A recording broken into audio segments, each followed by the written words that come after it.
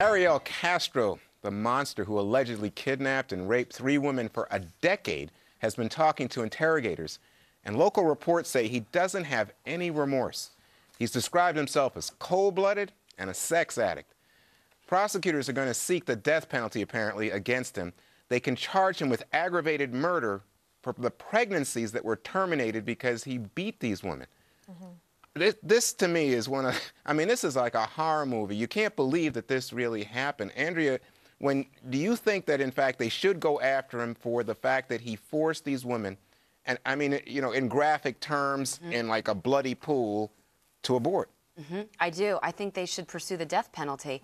I mean, little babies, and the way that he terminated them himself was through, as you point out, beating these women after he raped them repeatedly. I mean, this stuff is so hard to read. It's a sick story all around. But I think the level, Juan, which you point out, you know, the beatings, the rape, the kidnappings, and then 5 pregnancies terminated, all point to, I don't see how they avoid giving him the death penalty. You know, one of the interesting things is that, according to the news stories out of Cleveland, he blames the girls. He says they are to blame for having gotten in the cars. Greg? Yeah, that's why everybody should stop listening to him when he talks about how he has these impulses and he's got a sex problem. We don't care. I think they should pass a law that allows abortion up to 52 years old for guys like Castro. He deserves to be gosnelled in the cruelest, most imaginable way possible. But Eric, what do you think about this as a defense? You know what? He was abused as a child, and therefore he now is playing this out in his adulthood. He says when the cops came by at some point, I think it was back in '04, he's a school bus driver. He left the child in the bus. He says, you know what? Anything that happens, give my money to these poor women that I... Well, wait a second. Is that a good defense? No. The whole point of this is that he left a note. It could be a suicide note or an apology note from 2004, 9 years ago. I mean, it just looks like he had, you know, whenever he got caught, he was going to try and make it a little bit better for himself. So but yeah. let's ask the lawyer in the house. Well, all Good of that, idea. yeah, that's probably smart.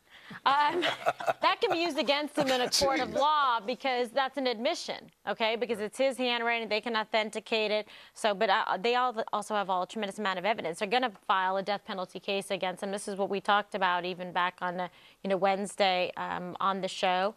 And this is no surprise. The initial reports that were coming out from the FBI, that this was exactly what was going on there. This was systematic, what he was doing, these beatings. And the good news is the law in Ohio is not going to allow this.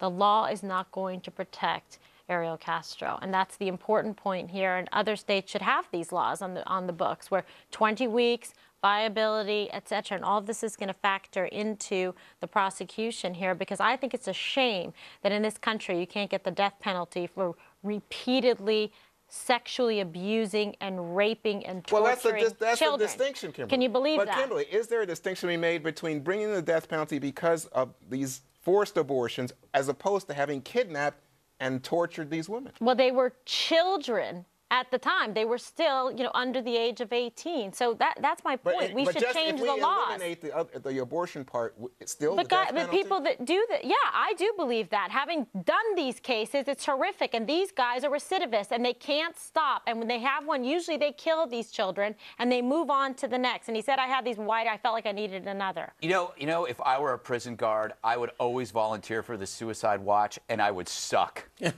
I would be leaving rope around Jodi Arias' cell. I'd be leaving knives around this Castro place, and I'd be like, whoops. You'd be as good as the security around Benghazi. Whoops, yes. I dropped a meat cleaver. Yes. Oops, sorry about that. I've already volunteered, to go help take this man off America's hands. So but I must tell you, I'm waiting by the phone. I don't think there's any sympathy in any corner for this monstrous. Well, anyway.